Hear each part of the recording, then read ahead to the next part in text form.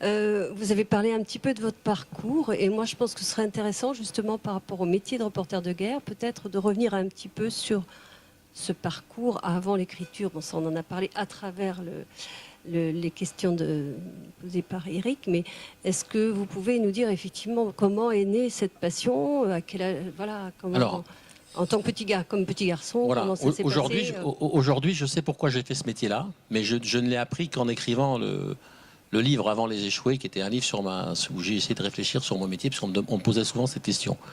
Aujourd'hui, je sais que le fait d'être né d'une famille, d'être le petit-fils d'une survivante du génocide arménien, ma grand-mère m'a toujours expliqué que c'était une injustice énorme que personne ne reconnaisse ce génocide. Elle m'a raconté tout ce qu'elle avait vécu, et j'ai compris qu'à l'époque, c'était en 1915, il y a à peu près du génocide arménien, peut-être 100 photos et peut-être 3 minutes de film. Donc c'est très facile de dire que finalement ça n'a pas existé comme ça ou pas tout à fait comme ça. Et j'ai compris après que j'ai fait ce métier parce que j'ai voulu documenter les drames de mon siècle pour que justement on ne puisse pas dire qu'ils ne soient pas arrivés.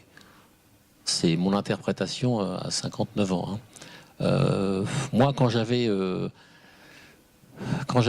17 ans, j'ai passé le bac, très brillamment. Et quand je suis sorti, j'ai acheté l'eBay et il y avait une éruption volcanique en Islande.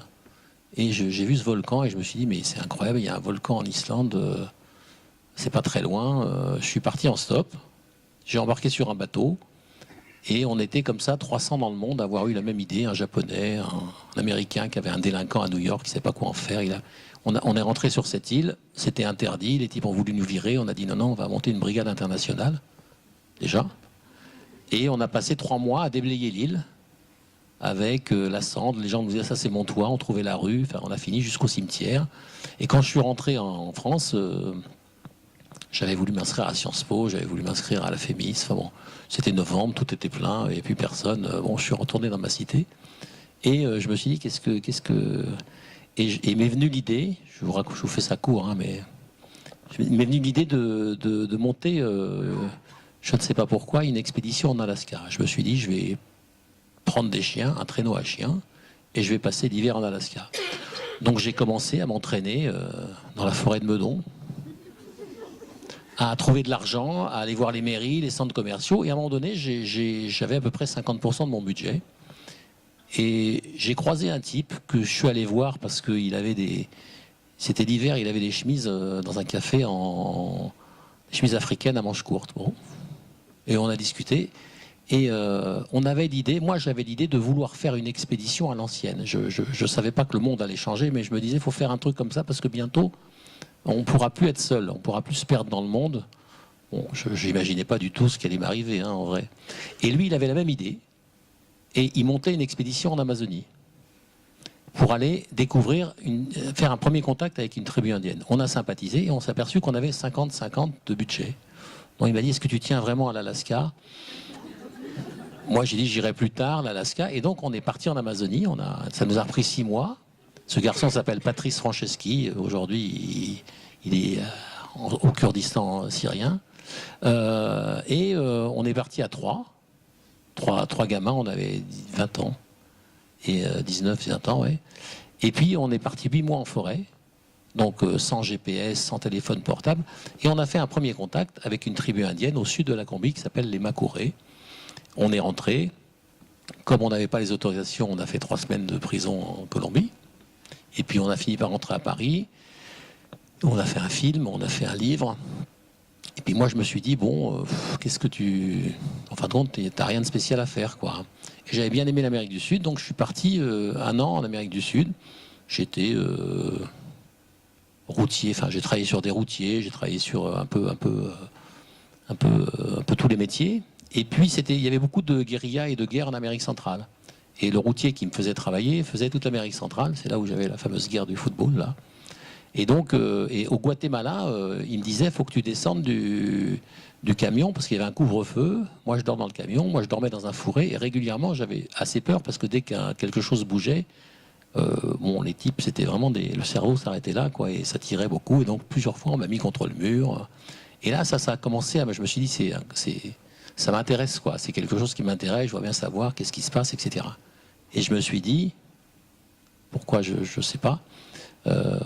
Voilà, tu vas devenir journaliste. Donc, je me suis fait une fausse carte de presse. Je me suis imprimé une fausse carte de presse, un faux journal. Et dans ma tête, c'était Albert Londres, quoi. C'est-à-dire, je devais aller du côté des opprimés, voilà. Et je suis allé voir la guérilla guatémaltèque. Enfin, après tout ça, ça m'a pris un peu de temps. Et les types m'ont fait passer ce que font toutes les guérillas, une espèce de petit examen de passage. Et c'était des marxistes-léninistes purs. Moi, j'étais arménien de la diaspora. Donc, il y a un truc chez les Arméniens de la diaspora, c'est qu'ils n'aiment pas les Arméniens qui sont restés en Arménie soviétique. Donc, ils sont plutôt anticommunistes. Donc, quand on m'a parlé, quand ils vont commencer à me demander ce que je pensais d'Arménie soviétique, j'ai totalement foiré l'examen de passage. Donc, ils m'ont dit non. Et je me suis dit, j'ai commencé déjà à revenir sur mes principes. Je me suis dit, bon, ben, quand même, je suis allé voir l'armée. Et l'armée m'a embarqué. L'armée m'a dit, ah bon, vous êtes français, journaliste? Oui, vous avez un journal? Oui, j'ai un journal. Bon.